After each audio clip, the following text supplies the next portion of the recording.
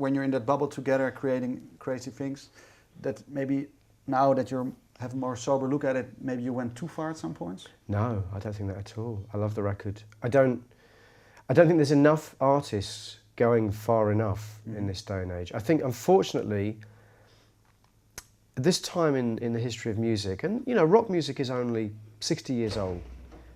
It's extraordinary how far it's come and how quickly it's eaten its own tail, you know, in a sense. And within the space of 60 years, it's almost like rock music has exhausted itself. And I think there's way too much music that is easily recognizable within a few seconds. Is it because people delve from the same well, or the same? Yeah, it's because music has become too generic. And I think it's what I would love to feel is that there were more artists out there like Kate Bush and Scott Walker that are making music that just sounds like it's coming from somewhere else. You know, and the funny thing is that there's never been a better time to do that. The music business is disappearing. The technology to make music to a very high standard from your bedroom has never been better. You can get software for a few $100s, a few €100, a few £100 that will enable you to make records that sound as good as anyone's records. And yet, we have more generic music than ever before, it seems to me. But because, do you think that maybe the growth of all these possibilities also pushes down the creativity, because now everything is possible, so it's very hard to. Well, there probably is a good explanation for it, but what I would say is that the technology available is limitless in terms of the kind of sounds and textures you could create. But most people, here's the double-edged sword. The technology also makes it very easy to sound like your favourite band, and that I think is the problem.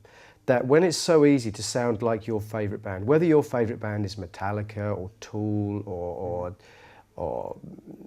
whatever the latest hip-hop band is or whatever, it's too easy to sound like your favourite band. But at the same time, the technology also is capable. I mean, the technology is only as good as the person that uses it. You know, it's this old cliche, isn't it? But it's true. The technology also makes it possible to make sounds that have never been made before. Unfortunately, 99.9% of the music tends towards the former. Oh, I can sound like my favourite band. It's a shame, but that's just human nature. When you work with Mikael together for this project, do you embrace all technology available, or do you pick or pre-select certain ones? Well, we really like, I tell you what we like, and I like this too, this is not just speaking about Storm Corrosion, I like taking very organic sounds. In fact, we both like this. We both love vintage sounds. We both, for example, use a lot of Hammond organ, mellotron on our records, percussion, acoustic guitars, a lot of stuff with voice.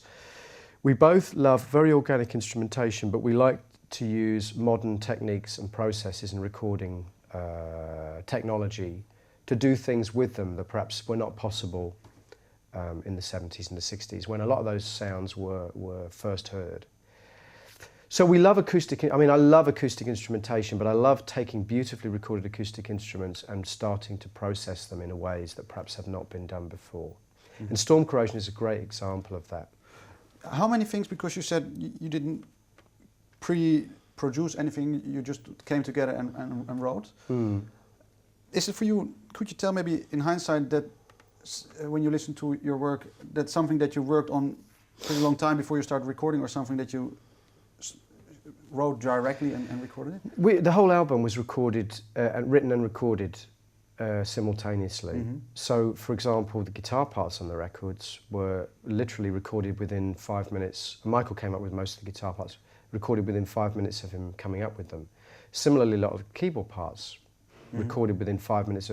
What we did go back and do was replace a lot of samples with the real thing. For example, I was using sampled strings when we were sketching out the string arrangements, the writing. Mm-hmm. Sampled pianos and things like that. So I went back and I kind of re-recorded a lot of those things just to get more organic sounds on the record. But I have to say that we were very much writing and recording back to back. And I think it's something that a lot of people do now. Mm-hmm. There's no need, in a way, necessarily, to create a division between the writing process and the recording process. Yeah,